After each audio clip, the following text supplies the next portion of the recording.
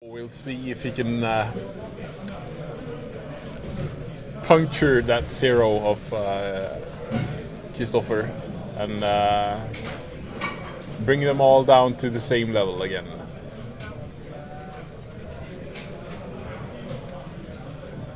Tomas rolls a 4. I am assuming that they rolled odd or even, so we have no idea who plays first. He kind of gestured to himself, indicating that he will play first. Yeah. Bunch of red and green cards for Tomas. Yeah. Doesn't look to be any of the lands that he wants, though. I think he has 2 mountains. Okay. No, there's a mountain in the back. Christoffer seems to be blue-black at least. Yes, and Straight up. here comes the 2/3 that has to attack each turn. Yep. So we're looking at an aggressive red-green deck against the hitherto unknown Yeah. composition of the blue-black. Yes. He has. He's missing a land drop here. Yeah. No play, so looks like he had a lightning strike maybe. Yeah. Christoffer gets rid of the Minotaur. Maybe he's a little land light as well, almost. Yeah, it looked like it. Yeah, take profit of the scry there. Another mountain for Tomas. Yeah, so both players on missing land drops. It's another recommended strategy. Tomas quickly fishing a land out from the top of the deck, and comes in with the Minotaur that gets +2/+0 when he comes into play. Christoffer Peel for land and has a very Minotaur? handy 2/3 for the board. Yeah, but Tomas has the Minotaur Lord that gives him +1/+1 and trample. So what looked in a comfy position for Christoffer might turn out to change. And Tomas is still without green mana. Read the bones is gonna set him up a bit. Yeah, so maybe he keeps Can't see one what the land. blue card is, but I don't know. Hard to tell. Yeah, The swamp will most likely hit the top at least. yeah. Unsure about the blue card. His hand looks to be fairly high casting cost anyways. Yes. Maybe Trident Tactics? Maybe Triton Tactics. Oh, and another swamp Yep. as a reward. Yeah. Niemi seems to have Parika's Cure in the hand, along with a Naiad, the Nimbus Naiad, and the Mogus Marauder. Can't remember the name of the 4/4/4/6. Oh yeah, the Horizon Scholar. Yeah, and looked like a mnemonic wall. Yeah. The wall at this point would be awesome, just to drop it down, get the bones or the Voyager's End back, Yeah. and get a 4 toughness body on the board. Niemi is a precarious low life total, so he might be more interested in actually getting the bounce back instead. Yeah. Westling has a trick, +1/+1 and first strike to both of his creatures, and despite missing land drops, still able to play a trick, develop his board, both at the same time, and still without any forests. We see a Lash of the Whip probably coming down this turn then, saving Christoffer from. So any trick here now? Yeah. There's lightning strike, so Tomas takes to game 1. No green mana and missing a couple of land drops, and the aggressive creatures were just too much when Christoffer missed A couple of land the drops. third land drop Yeah. there. It's you definitely don't want that. I only think he missed the one. Then Yeah. he pulled the second island. To play the Minotaur, then play Read the Bones, and Yeah. play land, and then he just kept drawing lands. But it was too much with the early aggressors from Tomas' side. Yes, since Tomas had a trick for the 2-3 to get it out of the way, he couldn't. He was too far behind. Yeah. If that 2-3 creature on the Minotaur, Fellhide Minotaur stays alive, Christoffer can maybe hide behind it for a couple of turns, and set up a board where he can get like something going, a couple of profitable blocks. Yeah. Just the fact that once on 5 mana that he gets a 4 Talon's Body and the Void to send back is would have been a great boost for him, both with the blocking but the fact that he was needed to get the Lord from the board. Yeah. Just left him lagging behind too much. Yes. And Tomas still hasn't revealed his second color to Christoffer, so Christoffer might not be aware of. I think they were sitting pretty close to each other in the draft, so he might have pegged him as not being blue or black at least. Yeah. I think they were sitting next to each other even. I'm not sure.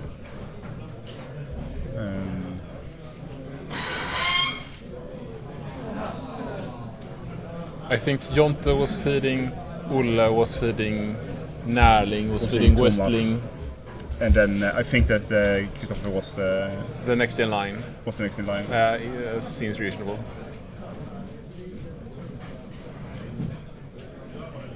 And there we have the hammer. Do we have any creatures to go along with it? Otherwise we're just waiting for it to fall. Yeah. Boom. So it looks like both players are keeping their hands. Yeah. We see some higher drops from Niemi again, but Shipwreck Singer comes down early, which is definitely a card worth respecting. Yeah, respecting as well. Still no green mana for Tomas, though, it seems like.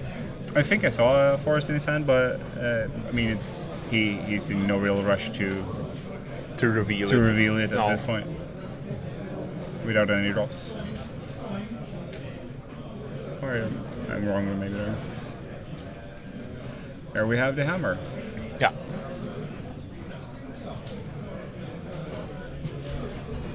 So Christoffer has Emissary and the 3/4 Sphinx for 5.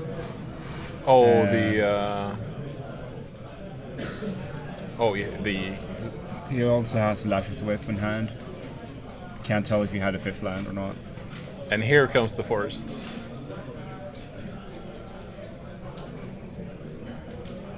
Is it a pair of Lash with the Whip he has? Yeah. It's 2 Lash with the Whip and the 3/4 and Scries when you play an instant or sorcery. Yeah. So a land here would be a good draw for Christoffer. Yes, but no land is forthcoming. Instead, a Tormented Hero, a 2/1 for 1 black, comes into play tapped and drains opponent for 1 when targeted. He's probably not going to play that. Just keep it to discard to their Emissary. Yeah. Nessian Corsair holds off a lot of attacks here. Yeah. Makes it sort of wanky for Christoffer to attack with the team, really. Yeah. The Shipbreakers are of course having flying. Yeah. Not really bothered. But it's still like he has to consider if it's worth trading away the Nessian Corsair for whatever creature he had in hand. Yeah. But he opts to keep it at least to maybe be able to save the Emissary from some removal. Because he's seen Lightning Strike out of Tomas' deck. Yeah. And Tomas actually has time to feed it in hand, so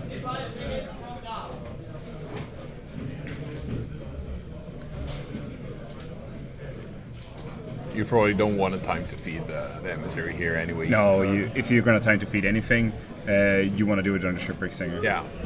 The fact that he will probably force the cursor to attack. Yeah. Just to get it out of the way so we can attack more freely. And Thomas has played pre-combat creature, so if he had held off played that, he would have had a 5/4 blocker.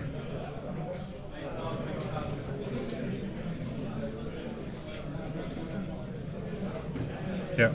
And the game is over. The emissary really went overboard there with the double creature discard, and it can go pretty quickly from there. Yeah. So Christoffer Niemi's deck that looked kind of control-ish from the hand. And even the cards that we saw in the first game, and the ones we saw now, that the control elements are definitely there. But when Tomas misses creature drops turn 2 and 3, and just has to play the hammer, and I mean, it's a free way of just beating you with whatever I have available. Yeah. Now it actually was enough with the hasted guy on turn 3. Yeah. And then the emissary on turn 4. It can go pretty quickly. Yeah.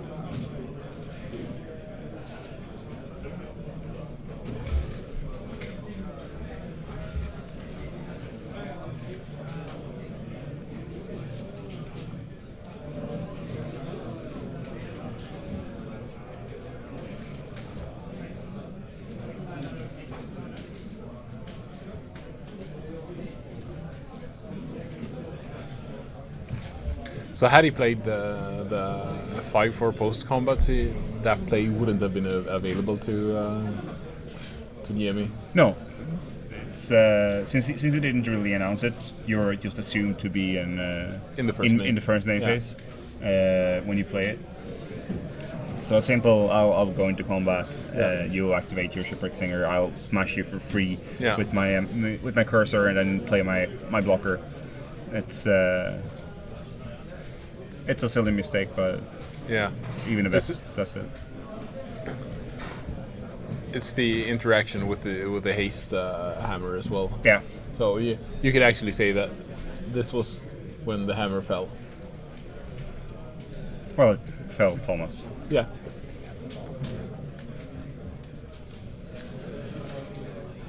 And I see the Jackalpup satire in Thomas's deck. So he seems to be sporting a really aggressive red deck with just some slight splash of green.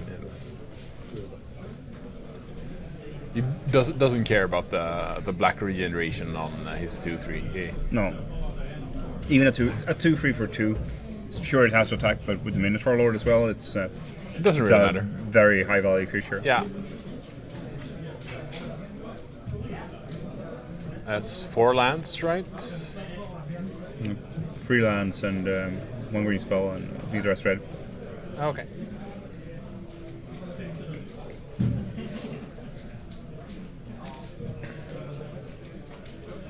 And here comes the Scorpion from the top of the deck. No Scorpion in Play-Doh. He prefers to play the 2/3. And I wouldn't blame him.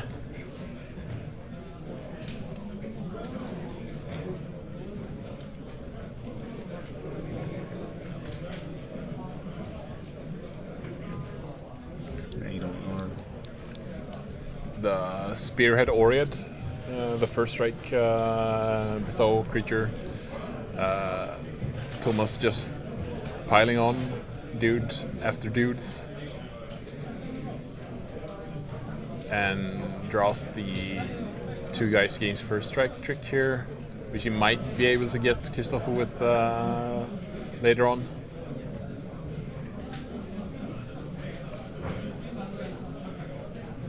With a Death Touch Scorpion, it's pretty powerful. Pretty powerful, yeah.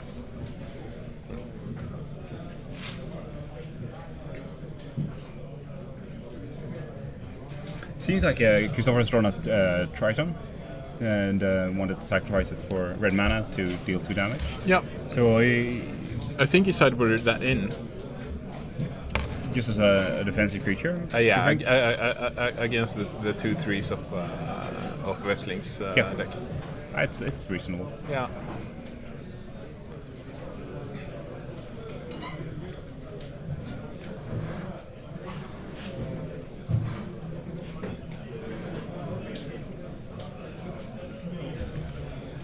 So he leaves Triton Tactics mana open, representing some, maybe.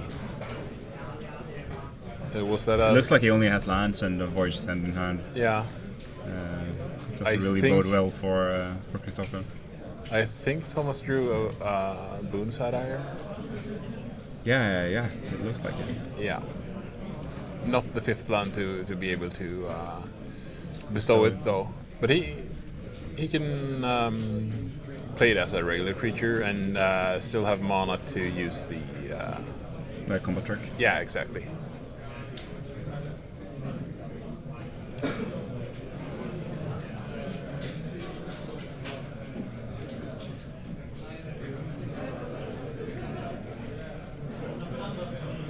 So Christoffer takes 4 and the creature dies. Yeah.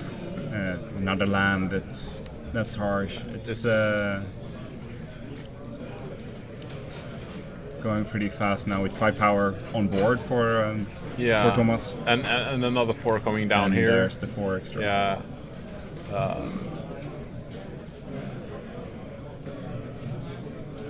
And here's the 5th land, so maybe he can fight the... no, never mind.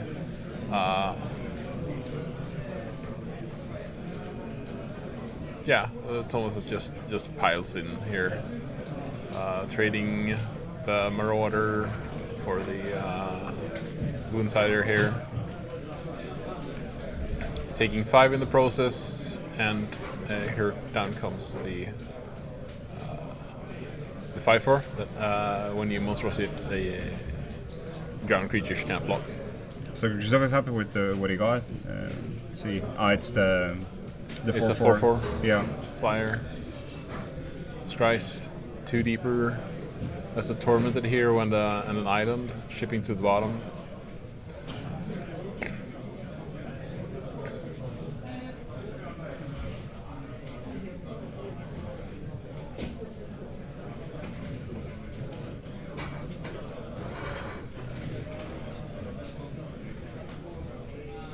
So maybe it's time to trade. You can probably just smash with or attack with Scorpion, get in for 1, and play the giant. Yeah, and next turn you still have the ability to 2-for-1 yourself and fight whatever creature that Niemi leaves behind. Yeah. With the Scorpion and the time to feed. Yep. Well, it might actually be correct to just play Time to Feed on the Scorpion to kill the Sphinx now and use it for 4. Yes, since the 2/3 has to attack anyway.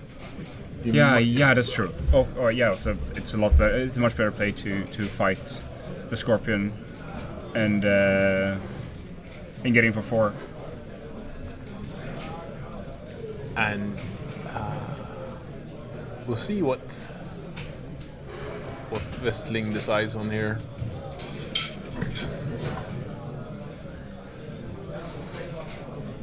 And that is our gracious host bringing us food.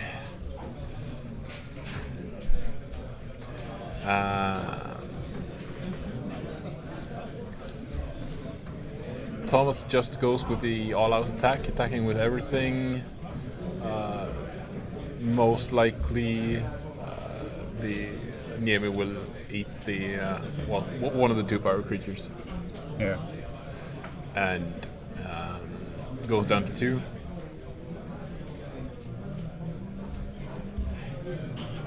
And down comes the 5/4 again here.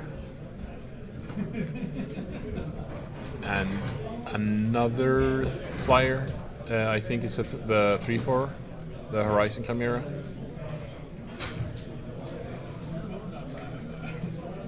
Yep.